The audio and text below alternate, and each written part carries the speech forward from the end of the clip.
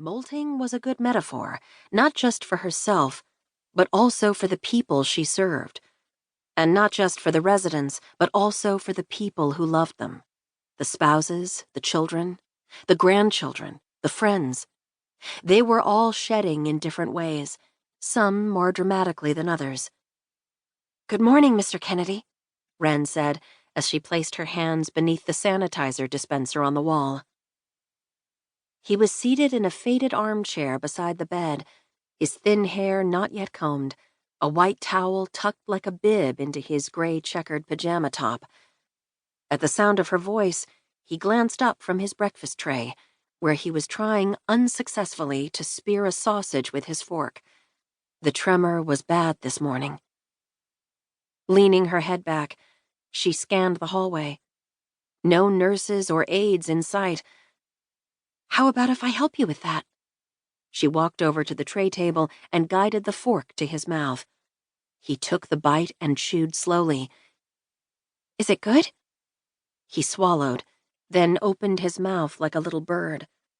Gently, she loosened his grip on the fork, loaded it with another bite, and held it to his lips. He took it, chewed and swallowed. Then he sputtered with a cough. "Are you okay?" He coughed again. She reached for the plastic two-handled sippy cup on his tray. "This looks like apple juice. Is that all right? Or would you like me to get you some water?" With a thin, weary rasp, he replied, "Juice is okay." She guided his fingers to each handle. "Got it?" "Yep." His tremor caused the juice to splatter onto his face as he maneuvered the spout to his lips. She waited for him to finish drinking, then helped him set the cup on the tray. Just as she was about to dab his chin and cheeks with a napkin, one of the nurses entered, carrying a small container of applesauce, a glass of water, and a plastic cup with pills. Greta eyed Wren but said nothing. "I've got your morning medications, Pete." Wren slipped out of her way. "Whoops," Greta said. "Looks like you had a shower." She wiped him off with a corner of his towel bib. As Wren disinfected her hands again, she surveyed the small memento collection in the room. A golfing statue engraved with his name, a picture of Mr. Kennedy beaming beside his wife on a sailboat, and a few framed photos of his son and grandchildren, who lived in California.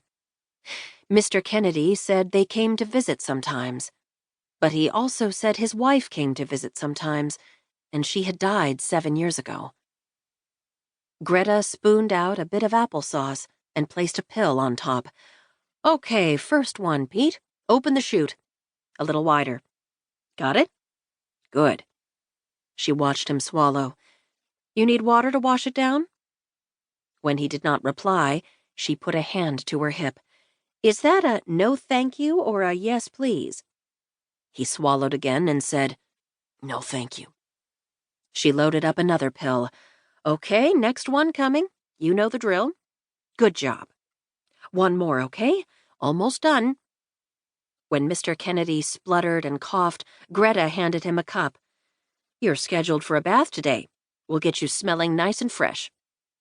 He murmured something Wren couldn't hear. "You need help getting to the bathroom?"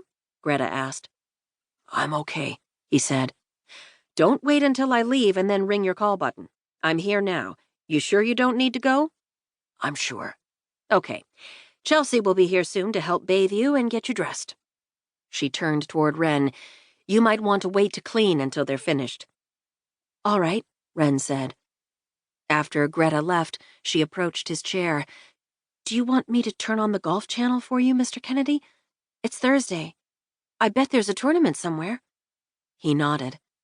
Wren picked up the remote control from his tray and turned on the television, which was already set to the right channel. "You want to watch with me?" he asked, his voice not much louder than a whisper. "I'd love to, but I've got more cleaning to do. Would it be okay if I join you after I'm done?" He cleared his throat and paused, as if uncertain whether he could project loudly enough to be heard again. "Sure thing." Wren smiled at him. Sometimes speaking even 2 syllables was heroic.